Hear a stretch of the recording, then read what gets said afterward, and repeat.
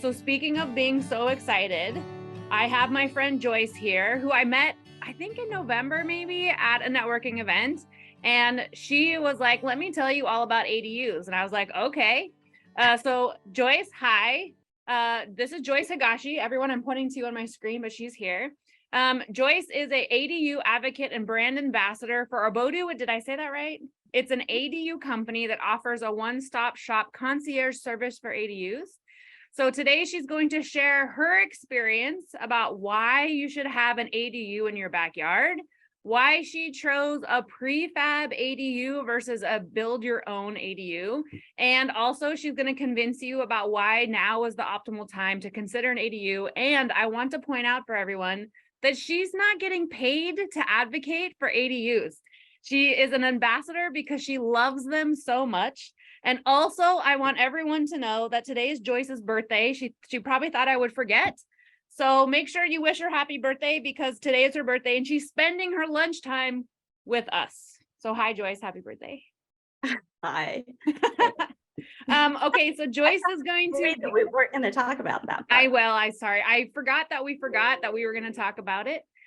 So Joyce is going to give us a little presentation, kind of an overview of ADUs, talk a little bit about herself, not herself personally, but why she chose an ADU, how it fit in her life. And then at the end of her presentation, we'll open it up for all of your questions and answers. And I have questions. I've received emails with questions. I already see we have questions. So I will stop talking so that Joyce can start talking. Thank you, Maggie. That was a really nice introduction, despite the birthday part. It's a pleasure to be here. And as Maggie said, I'm Joyce Higashi. I'm an ADU evangelist of sorts, and I am a brand ambassador for Obodu, which is the company that I bought my ADU from. I had such a great experience with them that I wanted to share that experience with you and tell you what I've learned along the way. So let's start. First of all, the most asked question I get is, what is an ADU? So an ADU stands for accessory dwelling unit. It's also known as a cottage. It could be granny flat, in-law unit, guest house, backyard home. What it is a fully self-contained living space. It must be located on a property that has a main residence, a primary residence, and it must have a separate entrance, a bathroom, and a kitchen. So that's the definition of an ADU. And there are a couple different types of ADUs. There's a detached ADU, which is completely separate from your home. It's a standalone building. Then there are attached ADUs, and those are ADUs that share a wall with your main house. Maybe it's an extension, or it can also be fully within your home, like an attic or a basement. There's also garage conversions, and garages can be attached or detached. And a garage conversion is where you make your garage into a full living space by adding a kitchen, a bathroom, separate entrance. So why would you put an ADU on your property? The main reason people put ADUs on their property is to provide living space for families, friends or families. A lot of people have elderly parents who want to age in place. They might have a college-aged child who can't afford this crazy rents that we have in the Bay Area, and they want to still have their freedom and independence. Or it might be for a caretaker, such as an elderly care provider or a nanny or an au pair. It's also a great place for additional workspace, especially just coming off of COVID. ADUs are very popular because you could use it as an office, as a Zoom room, a classroom, and that still holds true because a lot of people still are working remotely from home, and an ADU can provide that additional workspace or a recreational space, perhaps a yoga studio, a art studio, or a workout room. You're making this sound really fun, Joyce. Like all of these ideas I've never had before until you mentioned all of these fun things. I used mine as a yoga and art studio for a short time before I started renting it out. And comes to why I put an ADU in my backyard is I wanted to use it as for extra rental income. And I'd like to think that I also was helping the California housing crisis that we're currently in. And did you guys know that by 2030, California wants to put 2.5 million new homes in California, and 450,000 of those are supposed to be in the Bay Area. Yeah, so where? ADUs are going to become even more popular. But for whatever reason you put an ADU on your property, it will increase your property value. And now is it's the best time to put an ADU on your property because of there's new laws and fewer restrictions. I know the interest rates are a little high right now, but with now it doesn't matter there's fewer restrictions on your lot size or what size of an ADU you can put on your property. It doesn't have to be it doesn't have to be owner occupied. So now a lot of investment properties are putting ADUs on their lots. And that's the new flip right now. Before, it used to be people would buy these rundown homes and they'd fix them up and flip them and sell them for a higher price. And now people are buying investment properties, putting an ADU on them, and then reselling them, saying that you can get even more rental income than you would if it was just a single building on the property. And there's there's fewer parking. There's fewer parking restrictions, no impact fees, and the new laws also supersede any most HOA and CC&R regulations. So this is an interesting chart that I found. It shows the blue lines show how many permits for ADUs were approved. There were a lot more submitted. These are the ones that were approved. And the orange lines show how many ADUs have actually been built. And this is only in San Jose. So you see, back in 2016, ADUs were not very popular. There were a whopping 28 that were built in the city. A whopping 28. And then in fast forward to 2019, there were 233 ADUs built in San Jose, 350 permits were approved. And it stayed pretty steady through the pandemic. On 2020 and 2021, there's just hovered around in the 200s for ADUs built, but you can see in 2021 that the permits were a lot higher. We're not even to the end of February, and we're already going to almost exceed all of the 2016 already. Look at that. Yeah, we're on the way. Oh yeah, exactly. And then in 2022, last year, is the first time that constructed ADUs superseded the permits. But I suspect that's because it does take a little bit sometimes over a year to build or put an ADU on your property. So it's kind of catch up time.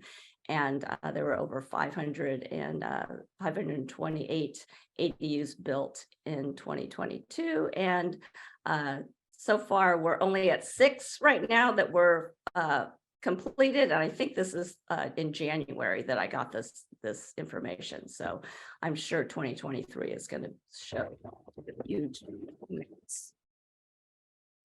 Okay. All right. So if you decide that you would like to put an ADU on your property, the next decision you need to make is, are you going to do a custom or stick build, or are you going to do a prefab or factory built ADU? So the custom process, I think it was about 28, I decided that I wanted to put an ADU in my backyard. And at the time, there weren't that many, ADUs weren't that popular. And I don't even think there may have been some prefabs, but it was mostly custom build that was my only choice. So I talked to a couple of contractors that I knew, and I wanted to know what the process was. And first thing they said is you have to hire an architect to design it. and then you would obtain the permit, and then you would hire the contractor to build it. So I talked to, found an architect. I actually had a friend who was an architect, and she, said, well, my starting fee is $5,000 just to, that's the least amount it's going to cost you. We're going to have to go through, what do you want? What size do you want? How do you want the layout? And I had no desire to design a house. I have no skill set in that. And so I was a little frustrated because, it could take, she says it usually takes about, 3 to 4 months to do it if I knew what I was doing. But I didn't. So I knew that was going to add to the process. And then once she's got a floor plan or design, then you take it to the city for permitting. And that's where most things get bottlenecked, is in the permitting process. And usually it takes, they gave me, 3 to 6 months at best. Right now, there's I don't know if it's a law, but they're supposed to look at your plans and either approve them or reject them within 60 days for ADUs, because they're getting so many. I've heard that it takes a little bit longer than 60 days because what they're doing is that they're kind of redlining some small thing, send it back to you, you get that red line thing fixed, and then you have to resubmit, and it's another 60 days. Oh. So I think that's how the city's kind of getting around their bottleneck. Yes, exactly. And so then once you have this permit, then you start construction. And, it's from start to finish, you've got, contractors in your backyard, they're doing the foundation, they're framing, they're putting up the walls, and then you've got to choose, what types of windows and doors and finishes and appliances and counters and floors and all the things that I had no interest in doing.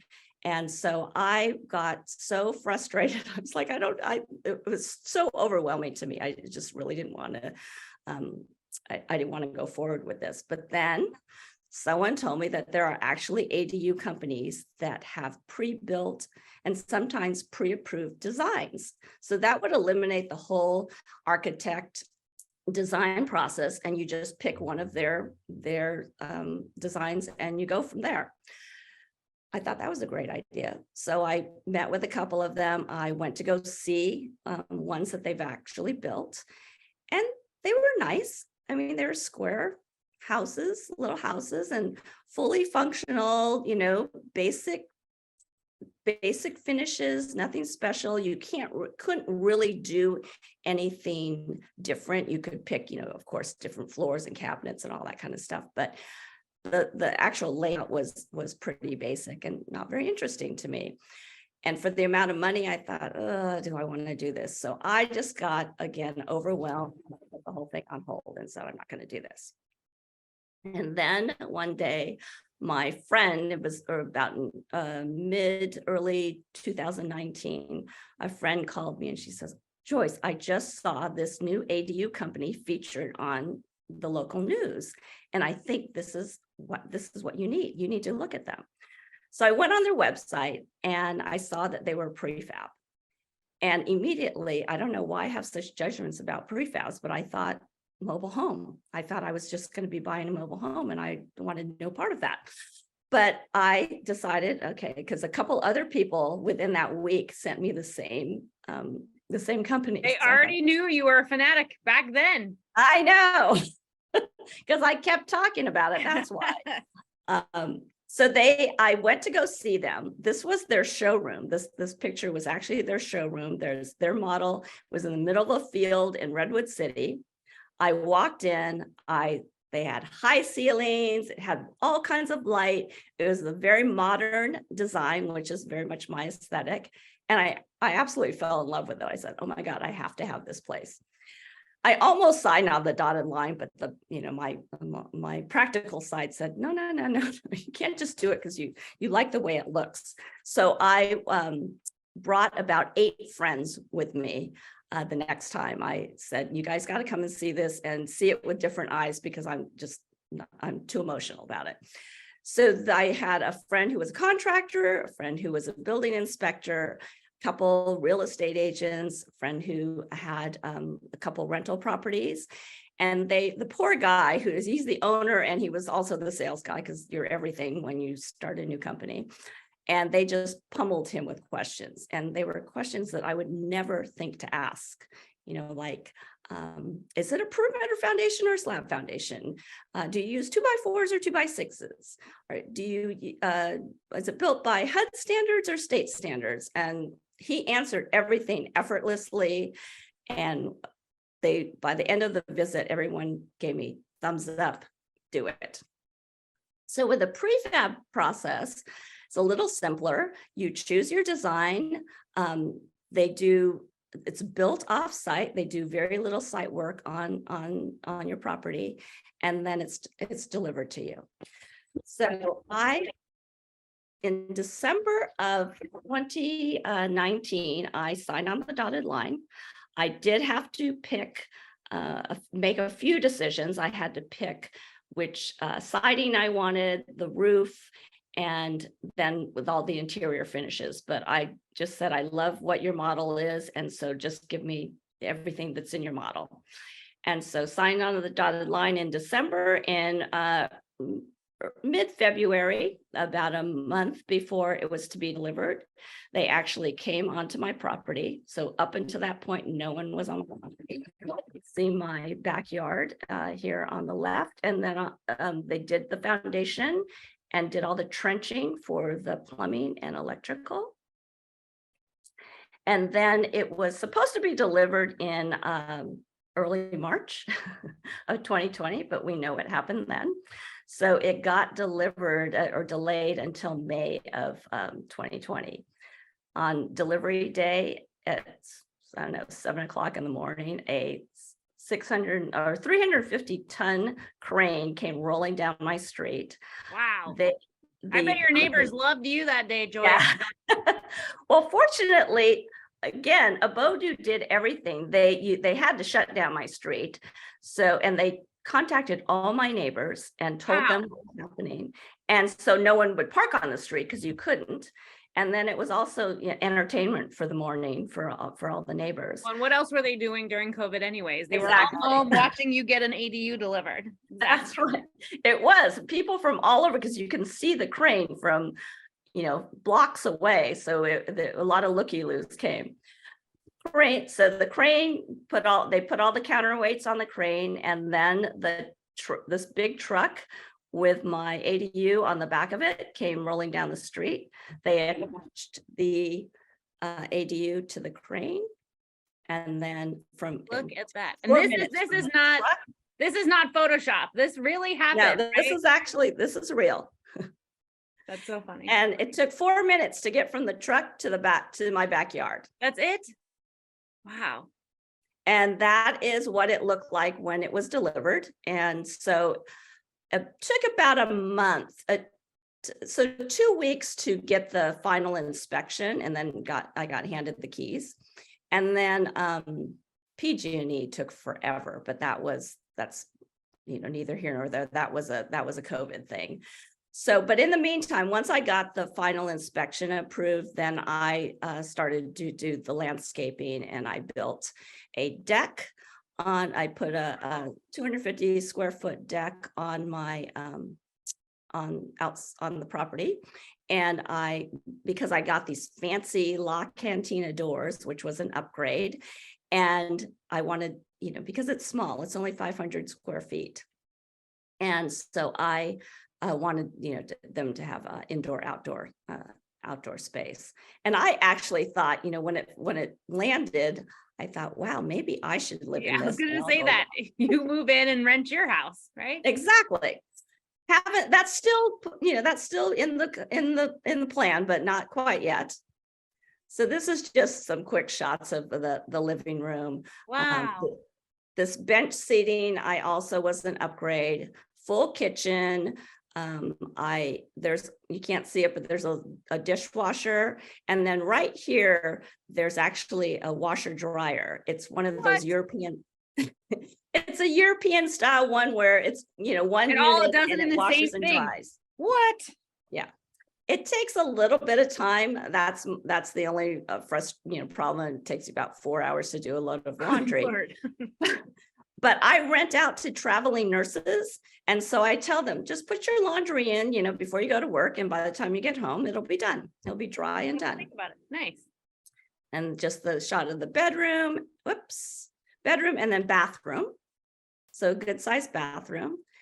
And then here is just to show when I first, put the landscaping in, that I had these little spindly little trees that I have a landscape architect friend, and these were all leftovers from a project that he did. So they were all these little Charlie Brown trees, but they grew in beautifully. And so I can't see the ADU from my house anymore. Wow. So this is the current view from your house. Correct. Total privacy to the person who's staying in the ADU. Correct. And look at how nice that looks. You can't even see it. So we both have our own little properties, and it works out great. So which ADU is best for you? You know that mine is prefab, of course. Custom is, the greatest advantage to doing a custom or stick built is you can design it your own way. I have friends who wouldn't even dream of putting a prefab or, have a design that someone else has. So they would definitely want to do a custom, but, it's a very dynamic, changeable process. The timeline changes, the budget changes, there's all these, change orders. But for me, the worst thing would be having contractors in your yard for months on end, and that lovely porta potty that's always in the front yard. Now with a prefab, yes, you have limited design options. When I got mine, because they were a new company, I was customer number 3, and they only had one design. They had their 1-bedroom, 500 square foot model. And now they have, I think, 4 different designs. They have a studio, 2 different 1-bedrooms, and a 2-bedroom option. So, and there's so many more ADU companies out there. So there are a lot more design options on prefabs. Streamlined service, start to finish. It's for me, it was just effortless, and it was a no-brainer. There's a specific timeline, specific budget. What I signed for is what I paid.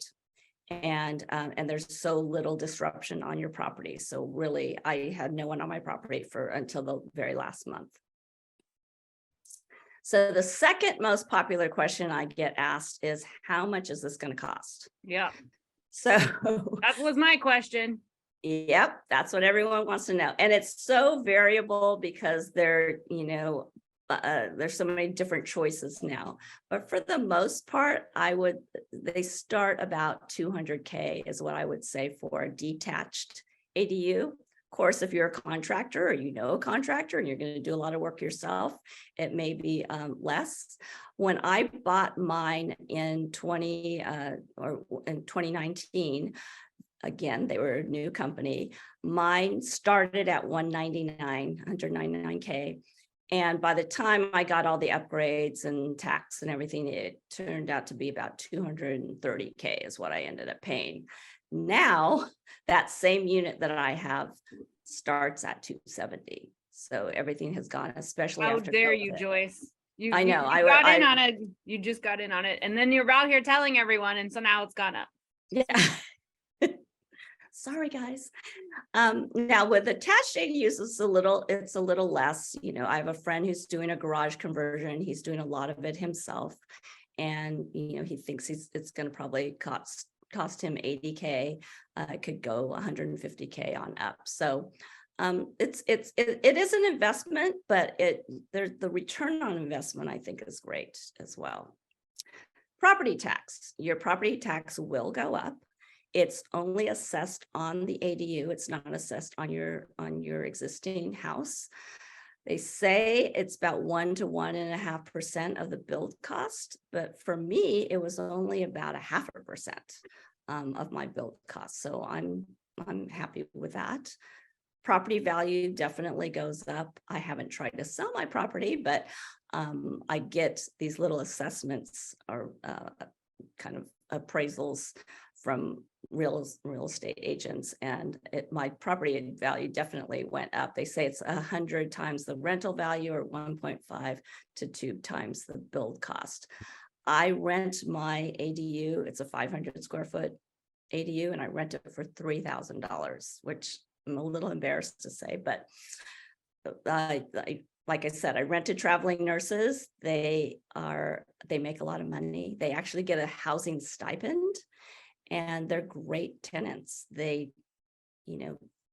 work 12-hour shifts. They sleep a lot, and because they don't live here, they don't know anyone, so they're not having wild parties on your. And they can save your life if you Yes, had exactly in your backyard, right? So that's a good point. Who's winning here, Joyce? I think it's you. I love it, and so I'm a big proponent of the traveling nurse thing. And then with financing, there a lot of, in the beginning, it was hard to get financing because the traditional the banks didn't. The ADUs were new and they didn't know if they want to take the risk on them, and so a lot of people's only choices were to do a HELOC or try to get an equity loan. Now a lot of ADU companies offer financing. There are still some city grants and assistance. There was a Cal HFA $40,000 grant that was available. I think they are going to offer it again. It goes really fast, and it's only for soft cap costs, meaning the permitting fees or architectural fees. It doesn't count towards your building or materials costs. And then now banks and other traditional financial institutions are much more happy to loan you money for an ADU. As they should.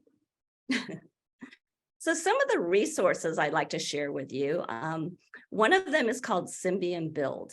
It's a really fun tool that is online. And what you do is you type in your address, and then there's a drop down.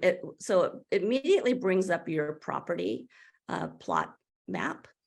And then it brings down, there's a drop down menu of, I think there's about 40 different ADU companies that have various, units to offer, from studios to, I even saw one there's a 4-bedroom. So anyway, you choose, most of them are square or rectangle shaped, but you choose the one that you like, and then you click on the shape, and then it puts it onto your property line, or onto your property map. And then if it stays blue, you can move it around. It's kind of like playing Tetris. If it stays blue, that means it's a good location that you could technically put it there. There might be some other issues like, power lines, or, there might be something that is not being shown underground or something that would prevent you from doing it. But overall, this would be a good one. Now, if it turns yellow, it's not quite right. Either it's too close, it's not too close to the fence line, or there's some other obstruction. So you have to move it around until it turns blue. And then if it's red, that means absolutely not, you cannot put it there. So I would recommend you guys, I'll give you the link to that. And it's kind of a fun way to see what kind of ADU you might be able to put on your property. And like I said, there are a lot of ADU companies out there. You type in ADU, and I think there's probably 10 ads that will come up first before you actually get to any other resources. So, like I said, I'm a big proponent of the prefab, but like anything else, buyer beware, do your due diligence. A lot of them have very pretty renderings on their websites, and you want to make sure that they've actually built that drawing. A lot of them haven't. It's just theoretically, this is what an ADU can look like. So if they can't show you one in person, then I would be a little wary about that. And if they're all possible to talk to an owner who has one, that's even better. And I wish I had that when I was building mine. I didn't meet their number one customer until after I'd signed on the dotted line. But she really helped me a lot during and after, trying to decide where did she get her curtains and how did she she also got those fancy La Cantina doors, and she got she put a screen on hers. And so owners are very helpful. And be careful also if they say, have a really low price. They'll say 1 bedroom for, $150, and it looks great and it gets you to click on them and talk to them, but make sure that it's all inclusive, because, they don't always put, hidden fees and costs. Right. That's the cost for the building. Doesn't include, putting the foundation on or any of the trenching or the delivery or anything like that. So just do some homework.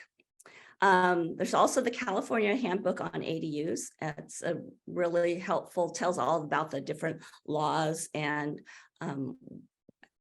what you can do to put an ADU on your property. I love this website. It's called How to ADU.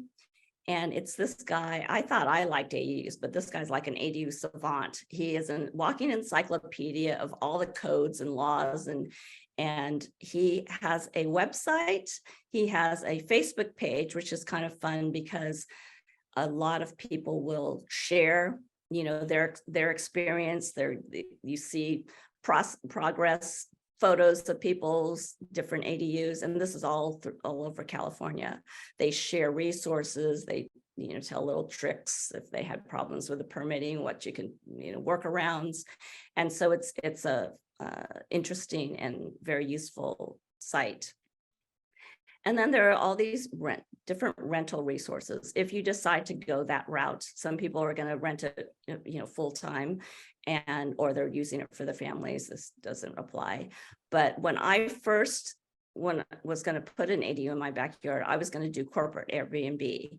And of course, with COVID, that went out the door. So I then learned about Furnished Finders, which is for traveling nurses. And like I said, best tenants. I rent it for 3 months at a time.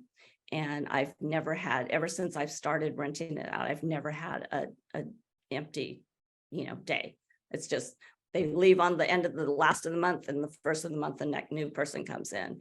And I usually have them already, the new tenant already booked at least a month in advance. And then CHBO stands for Corporate Housing by Owner, if you want to go the corporate route.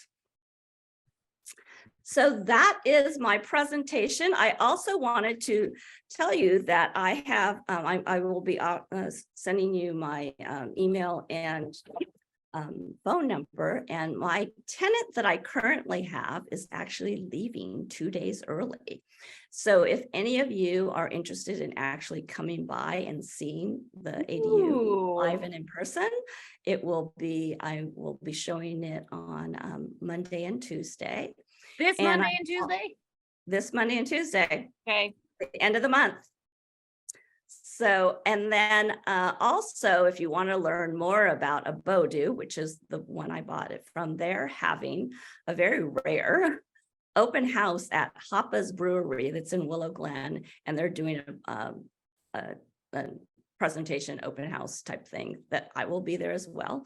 And so we'll be inviting you to that. And I'd be happy and hope I can answer any questions you might have. Wow, I don't even know where to start. I wrote down so many notes, and I'm not even looking to build an ADU, just so everyone knows, because Joyce and I have run through this, and I told her we looked into doing this at my parents' house, and their property is so weird that we can't fit one. It would be like a really weird, long, narrow ADU. It definitely wouldn't look as nice as Joyce's, for sure. So we have some questions. Some of them you've already answered.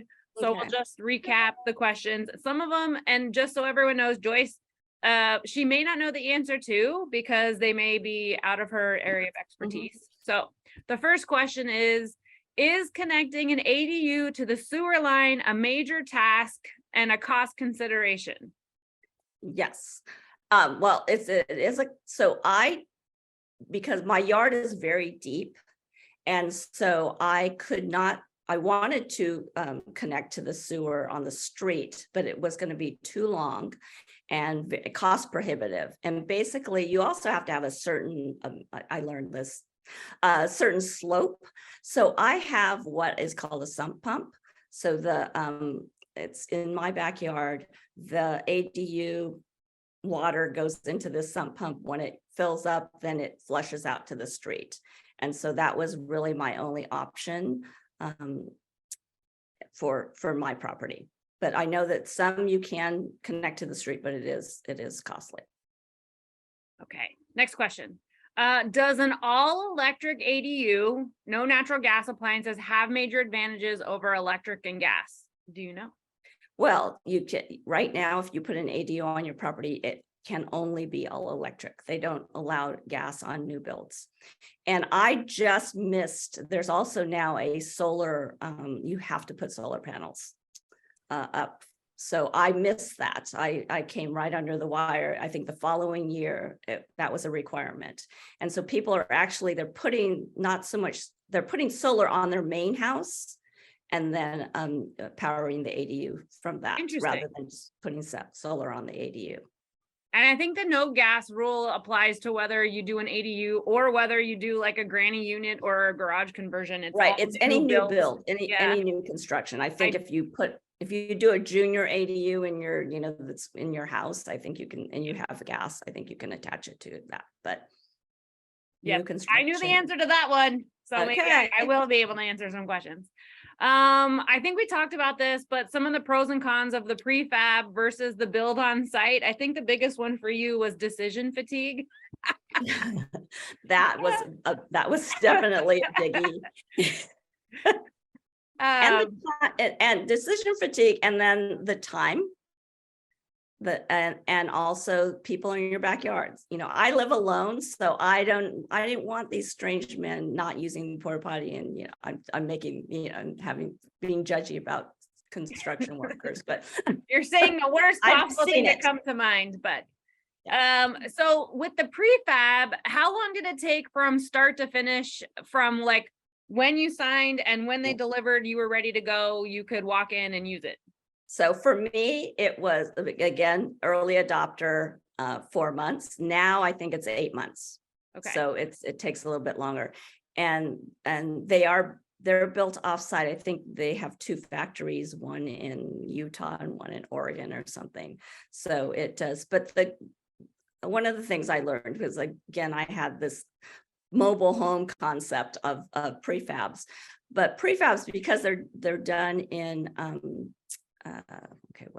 losing my words, controlled conditions. So it's kind of like an assembly line of sorts. So they're built, they're actually built better in many ways than they're not out there in your yard while it's raining and snowing in San Jose trying to construct an ADU. Right, as the wood expands and contracts and all that kind of stuff. So what you're not recommending is not to get one on Amazon and build it yourself. No. Is that what you're saying? But I actually have not seen any of those, so I can't speak to that. And if any of you have one or know of someone who has one, I love to see as many different kinds of ADUs as I possibly can. I'm telling you guys, she's a fanatic. I am. Come over to your house and check it out. So for the construction part of that, realistically, we're not getting a prefab. Like my mom would never probably get a prefab because she's one of those people that she's not on the Zoom, right? And everybody, she's one of those people that wants to be involved in every detail down to the fine tune, right? And I'm with you, Joyce. Like, get a prefab, it's fine, it'll work. So realistically, what would I tell her about the realistic construction of you're doing it yourself, getting the architect, getting the permits? What is she looking at? Like 12 to 18 months ish longer? Yeah, definitely. I would say at least a year. I have a neighbor who we were both going to do ADUs at the same time. He already was going to do a stick build. And then when COVID happened, he put all that on, hold. And then after I showed him mine and I was telling him how much rent I was getting, he's like, oh, I got to get mine going again. So it had taken, he said, about 6 months to do the architecture and the permitting. He had already had the plans. And so he had to resubmit for permits. And then once he got that, it took him about 5 months really going, hard on, because he wanted to have it done and rented before the end of last year. So he was really driving the construction crew, and they did get it done. There's times when he was so frustrated because, they ordered, a certain window or designed it for a certain window, and then the window didn't come in time, and they had already had the inspection scheduled, but they had to cancel the inspection because the window wasn't in because it hadn't arrived. And then that just pushed it back, and he was getting very frustrated and anxious. But in the end, he did get it done, I think in early December, and he got on Furnish Finders and he rented it within a week starting December 15th. And he, because he wanted to have the tax write-off. Yeah, he was like, I'm getting it done by the end of the year, no matter what happens, do or die. That's right. Have you ever met anyone who's done it without it being permitted? Should I even admit that? I actually thought about it at one time. I was so desperate, I wanted it done. I highly don't recommend it. Yeah, I'm not advocating. Yes, I'm just curious if you've known of anyone who's risked, because it would impact the sale, I would imagine, if you later sold your house, not having a permitted granny unit, whatever you've done. I have a friend who is in the flood zone and did not, they couldn't get a permit for it, and she did it anyway. And it's beautiful, and we'll see. She's not selling her house anytime soon, but she's gonna leave it for her kids to deal with when she's dead. Yeah, How's that? Exactly. Do you know much about the permit process? I know with how am I going to say that? A Bodu. A Bodu. I was going to say it wrong. I knew it. They took care of the permits. They probably had it pre-approved because it's a prefab and all of that stuff. But do you know anything about the permit process, like around here, how long it usually takes? So if you get in a Bodu in San Jose, it will take 1 day, because that's how it didn't even take an hour. But that's only in San Jose. I know Cupertino and Los Gatos and all the surrounding areas, completely different programs. Like I said, they're supposed to give you the permit within 60 days, or approve or reject it. But that's where everyone always has the problem. My friend who's doing their garage conversion, he just is so frustrated because he keeps submitting. And then, like I said, they redline it first, some little minor thing, and then he has to go through the process again. So it can take, like they say, 3 to 6 months. Yes. And the only thing I have to add to the permit conversation is it depends on the amount of changes you're making to your house or the ADU, how long in advance you're able to get an appointment for a permit. We were looking in January, we're doing some construction in our house. So in January, we're looking, and the soonest we could get an appointment was in April. That's just to get an appointment to get the permit approved. So in between that time, you have to get everything ready. And if you miss it, then you got to kick it out. So just keep that in mind when you're thinking about all of this stuff. Add more time, right? Add more time. Yes. Let's see. Joyce, would you be willing to share the presentation slides with the email that we're sending out today? And you can say no. No is okay. Well, I'd like to talk to them, see what you're some of them, yes. Okay. We're also going to be sending all of those links that Joyce had shared and her contact information in the email at the end of the webinar today. So that way you can ask her, hey, can you share the slide on XYZ? And I actually put all of them in the chat, but I don't know if my chat goes out to everyone. Yeah, we're also going to include it in the email. Okay. Another question, how much are ADU development impact fees, if you know? Can they be waived? Will these impact fees be eliminated? I don't even know what that means. So I'm hoping so some of them, I didn't know all this, but yes, they've lowered the restrictions aren't as great.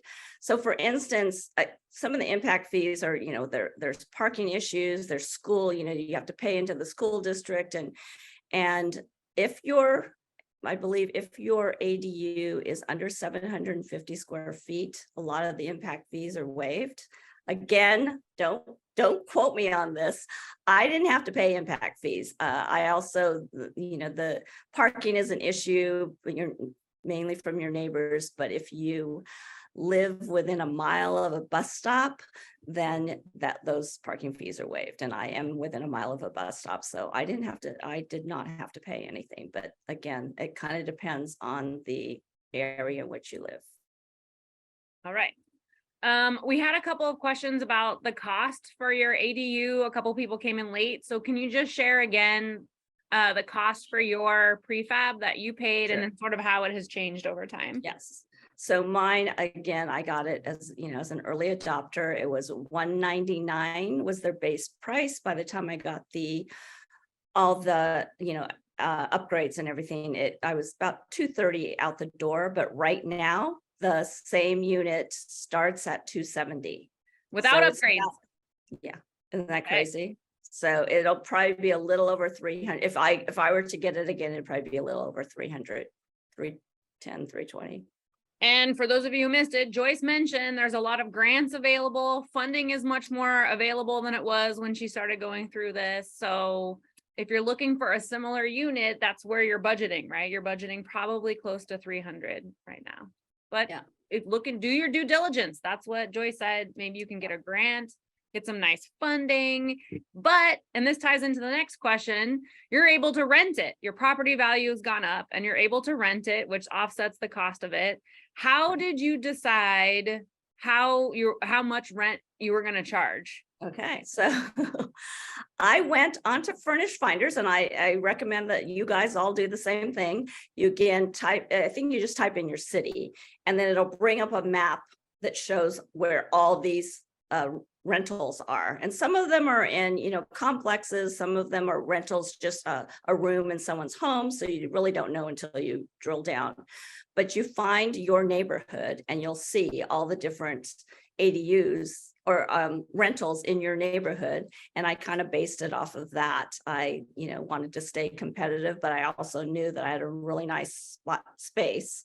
And the tenant that I have right now, I was just talking to him. We were kind of closing things out because he's moving soon. And he says, I just want to tell you that you need to charge more for yours. And I said, really, how much? And he says, you should charge at least $3,200, because he's been renting in San Jose. And he said, I had a place that was so much worse than yours, and I was paying $3,000. And he says, yours is great because it's separate. It's not within, there's no shared walls. And the one that he was in had shared walls. He could hear everything they were doing. And he said, yeah, you can charge more. I just, that seems like a lot of money. Bleeding heart, right? Yeah. And the question then, would you charge your parents that if your parents moved into it? Charge your kids that? Give them some responsibility? Yeah, they should pay something, but maybe not the full amount. Let's see. What does the law require in terms of a kitchen? Is it a microwave versus a stove? Do you know like the base requirement? Yeah, I've seen,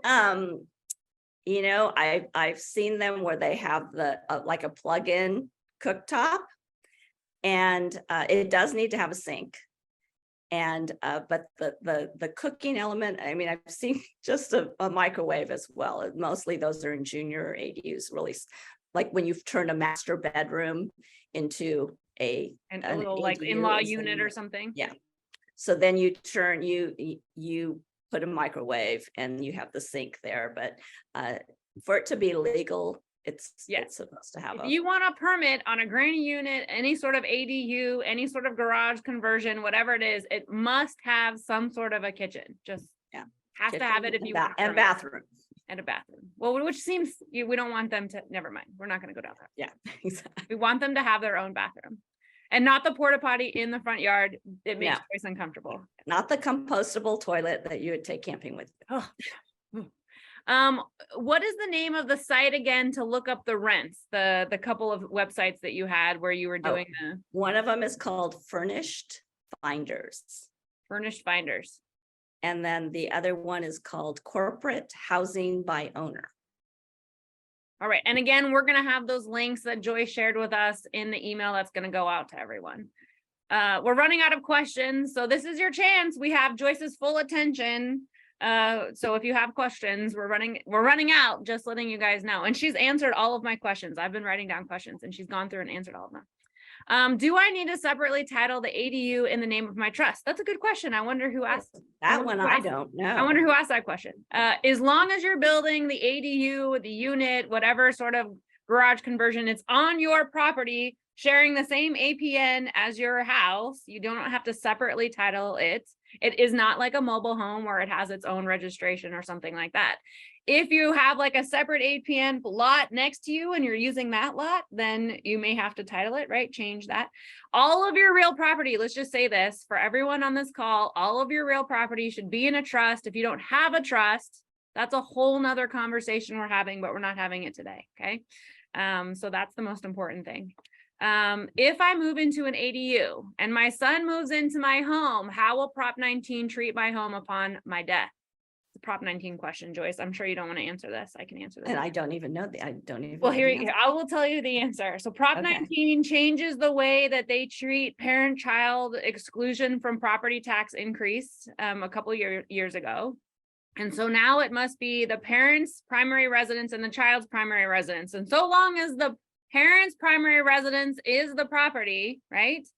And the son is saying under penalty of perjury that that is also his property, parent and child primary residence, and they're saying this, then they'll be able to do the property tax exclusion up to a certain amount. So now you can exclude the assessed value, what you're paying for your property taxes, whatever that is, plus $1 million. So if the fair market value at the parent's death exceeds that, there is still a partial reassessment and it doesn't really matter. So the ADU again may increase your property taxes a little bit, but that's just the assessed value that you tag in right there. Mm-hmm. And again, the son is all doing this under penalty of perjury. The Santa Clara County Assessor's Office doesn't have an enforcement wing that's going to go out with their badge and see if everyone's making it their primary residence. So fun tax stuff. Maybe this was asked already. Can a prefab ADU be hooked up to a septic tank? That has not been asked. I don't know if you know the answer to that. And I don't know the answer to that. I know that people are trying to, they're trying to get around the having an existing primary residence, and they're buying, they say, oh, I'm going to buy this empty lot, and then I'll put like a prefab on or something. Yeah. But that's why it's called accessory. It's not the main thing. It's not the main building you're putting on there.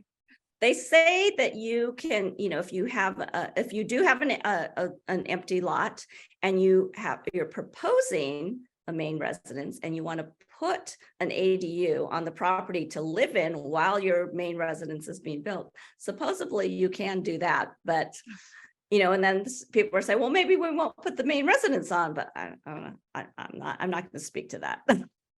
But I know it doesn't have to be actually in existence. It could be a proposed main residence. I didn't know that. Let's see. I've seen ADUs with different numbers of addresses. What are the benefits and disadvantages of having a different address on an ADU? I don't know if there's an advantage or disadvantage. Because my tenants are so short term, I don't have a separate address. I mean, technically, I guess it's my address with A or, B or something, but that one I can't answer.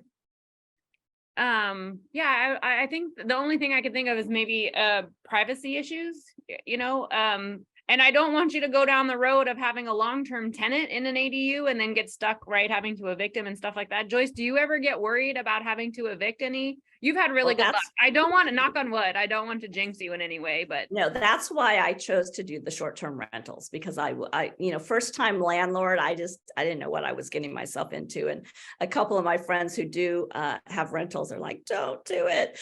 But I knew I wanted to, I've been wanting to do this for a while. And so with the short-term rentals, I have not had to come upon that because they need to leave. They don't want to be there after 3 months anyways, right? They're traveling nurses. All right. I'm going to do some reminders for you guys. If you have any other questions, we have a couple more minutes left. So just a reminder, we are recording today's webinar and we'll post it on our YouTube channel. So if you want a link to it, then respond to the email that we're going to send out. If you're one of those people who do not have a trust, and we just talked about that, we have a couple of Living Trust seminars coming up live and in person. We have one in Cupertino on March 11th. We have one in our office on March 14th. And we have another Ask the Expert, which is all going to be about spring cleaning, transforming your life through organized spaces. That's March 24th. And I'm very excited about that because I just moved and had to organize my entire life and it was great. I feel much better about it, other than we're living in boxes. All of the resources that Joyce had shared, including her name, her email, no, her address, no, all of her open house, all the social, all the stuff that she shared in the chat, we're going to include in the email that'll go out to you. So if you want to take her up on her offer to come out to her open house Monday and Tuesday of next week, I would highly recommend it because she's so great. You can see how it's out there. And again, she's not getting paid for this. She just loves this so much that she's here spending her time with us today.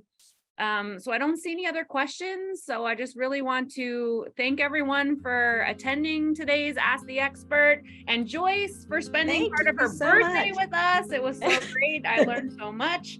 If you guys have any questions that you thought about later and you forgot, you're welcome to email me, respond to the email. You can email Joyce.